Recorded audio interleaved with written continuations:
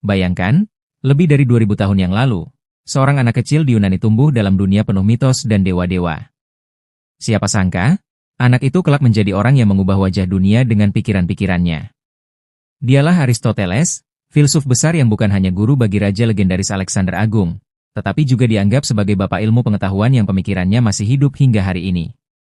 Sebelum kita masuk ke kisah menakjubkan ini, jangan lupa untuk like, subscribe, dan dukung channel ini agar kami bisa terus menghadirkan kisah-kisah sejarah paling menarik dan inspiratif untuk Anda. Rahasia kehidupan Aristoteles, guru Alexander Agung yang disebut Bapak Ilmu Pengetahuan. Bab 1. Masa kecil Aristoteles, anak dokter kerajaan. Aristoteles lahir pada tahun 384 SM di Stagira, sebuah kota kecil di Yunani Utara. Ayahnya, Nicomachus, adalah seorang dokter kerajaan yang melayani Raja Makedonia. Dari sang ayah, Aristoteles mengenal ilmu medis, pengamatan alam, dan pentingnya logika dalam memahami penyakit. Masa kecilnya tidak sepenuhnya bahagia. Ia kehilangan orang tua sejak dini, dan pengasuhannya jatuh ke tangan kerabatnya. Namun, kehilangan itu justru membentuk kepribadiannya, seorang pengamat yang tajam, haus pengetahuan, dan tak pernah berhenti bertanya. Bab 2. Menjadi murid Plato, pertemuan dengan sang guru besar. Pada usia 17 tahun, Aristoteles pergi ke Athena untuk belajar di Akademi Plato, sekolah filsafat paling terkenal di dunia kala itu. Selama 20 tahun, ia belajar langsung dari Plato, sang filsuf idealis yang percaya bahwa dunia nyata hanyalah bayangan dari dunia ide. Namun, Aristoteles berbeda. Ia lebih realistis, lebih suka membumi. Bagi Aristoteles, pengetahuan bukan sekadar ide abstrak, tetapi harus dibuktikan lewat pengamatan nyata. Inilah awal perbedaan besar antara murid dan gurunya, pertarungan intelektual yang kelak mewarnai sejarah filsafat. Bab 3. Perbedaan pandangan Plato versus Aristoteles. Plato berkata, dunia sejati adalah dunia ide. Aristoteles membantah, dunia nyata inilah yang sejati, dan kita harus memahaminya lewat pengalaman. Dari sinilah lahir pendekatan ilmiah Aristoteles. Ia percaya bahwa dengan mengamati alam, mencatat fakta, dan menganalisis secara logis, manusia bisa menemukan hukum-hukum alam yang berlaku universal. Pandangan ini yang membuat Aristoteles kelak dijuluki Bapak Ilmu Pengetahuan. Bab 4. Dari Akademi Plato ke dunia sendiri. Setelah Plato meninggal, Aristoteles tidak dipilih sebagai penerus akademi. Sebaliknya, ia memilih berkelana. Ia pergi ke Asia Kecil, menikah dengan Pitias, keponakan seorang penguasa, dan mulai mendalami biologi dengan mengamati flora dan fauna di sekitar pantai. Inilah masa ketika Aristoteles mulai menulis karya-karya besar, dari zoologi, logika, hingga etika. Ia bukan hanya seorang filsuf di ruang diskusi, melainkan peneliti lapangan yang tekun. Bab 5.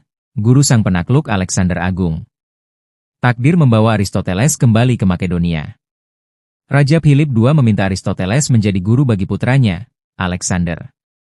Selama beberapa tahun, Aristoteles mengajarkan filsafat, ilmu alam, sastra, hingga seni kepemimpinan kepada sang pangeran muda. Alexander tumbuh dengan kecerdasan luar biasa, keberanian, dan visi dunia yang luas. Banyak sejarawan percaya bahwa pemikiran Aristoteles lah yang menanamkan rasa ingin tahu Alexander terhadap budaya lain. Maka ketika Alexander kelak menaklukkan dunia, ia bukan hanya membawa pedang, tetapi juga membawa warisan ilmu dan budaya. Bab 6. Mendirikan Lyceum, universitas pertama dunia. Setelah Alexander menjadi raja, Aristoteles kembali ke Athena dan mendirikan sekolahnya sendiri, Lyceum. Disinilah Aristoteles dan murid-muridnya melakukan penelitian serius. Mereka berjalan-jalan sambil berdiskusi di taman, sehingga murid-muridnya disebut peripatetik, yang berjalan-jalan. Lyceum bisa disebut sebagai cikal bakal universitas modern. Ada perpustakaan, penelitian, pengajaran, dan karya ilmiah yang disusun sistematis. Bab 7. Karya-karya Aristoteles. Aristoteles menulis ratusan buku, meski tidak semuanya bertahan hingga sekarang. Bidang yang disentuhnya begitu luas. Logika dialah yang pertama merumuskan logika formal. Biologi ia mengklasifikasi lebih dari 500 spesies hewan. Etika ia menulis tentang kebahagiaan dan kebajikan. Politik ia membedakan berbagai bentuk pemerintahan. Fisika metafisika ia mencoba menjelaskan gerakan alam semesta. Retorikang puisi ia mengkaji seni berbicara dan drama. Tak heran jika Aristoteles dijuluki ensiklopedia berjalan pada zamannya. Bab 8. Masa sulit dan pengasingan. Namun, hidup Aristoteles tak selalu mulus. Setelah Alexander Agung wafat, sentimen anti-Makedonia bangkit di Athena. Karena kedekatannya dengan keluarga kerajaan Makedonia, Aristoteles dicurigai. Ia terpaksa meninggalkan Athena dan berkata, "Aku tidak ingin orang Athena berdosa dua kali terhadap filsafat." Mengingat nasib gurunya, Socrates, yang dihukum mati. Aristoteles pergi ke kota Chalcis, dan di sanalah ia meninggal pada tahun 322 SM. Bab 9. Warisan abadi Aristoteles. Meskipun tubuhnya tiada, pemikirannya hidup abadi. Karya-karyanya diterjemahkan ke dalam bahasa Arab pada masa kejayaan Islam, dipelajari oleh filsuf-filsuf Muslim seperti Al-Farabi, Ibnu Sina, dan Ibnu Rushd, lalu masuk kembali ke Eropa melalui Andalusia. Tanpa Aristoteles, mungkin dunia modern tidak akan mengenal logika, metode ilmiah, dan dasar ilmu pengetahuan sebagaimana kita gunakan hari ini. Bab 10. Aristoteles dan pengaruhnya di dunia Islam dan Eropa. Setelah wafat, karya-karya Aristoteles tidak langsung populer di Eropa. Justru di dunia Islamlah pemikirannya hidup dan berkembang pesat. Pada abad ke-9, di masa kekhalifahan Abbasiyah, karya-karya Aristoteles diterjemahkan ke dalam bahasa Arab di Baitul Hikmah, Baghdad. Filsuf Muslim seperti Al-Kindi, Al-Farabi, Ibnu Sina, dan Ibnu Rushd bukan hanya mempelajari, tetapi juga mengkritisi dan mengembangkan pemikiran Aristoteles. Dari Baghdad, pemikiran itu menyebar ke Andalusia, Spanyol Muslim, lalu kembali ke Eropa melalui penerjemahan ke bahasa Latin pada abad pertengahan. Ibnu Sina mengembangkan filsafat dan kedokteran berbasis Aristoteles. Ibnu Rushd dijuluki The Commentator karena ulasannya atas karya Aristoteles jadi rujukan utama di Eropa. Thomas Aquinas, filsuf Kristen abad pertengahan, menjadikan Aristoteles sebagai fondasi dalam menyatukan filsafat dan teologi. Dengan demikian, meskipun lahir di Yunani, pemikiran Aristoteles menyeberangi agama, bangsa, dan zaman.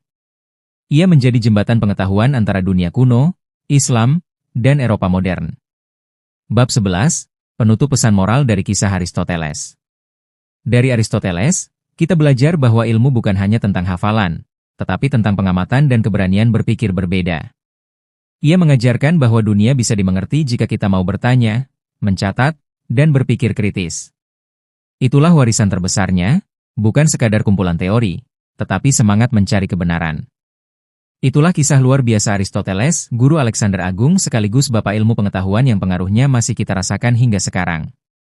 Kalau kamu suka dengan kisah sejarah ini, jangan lupa untuk like, share, dan subscribe channel ini, supaya kami bisa terus menghadirkan cerita-cerita inspiratif dari masa lalu yang mengubah dunia.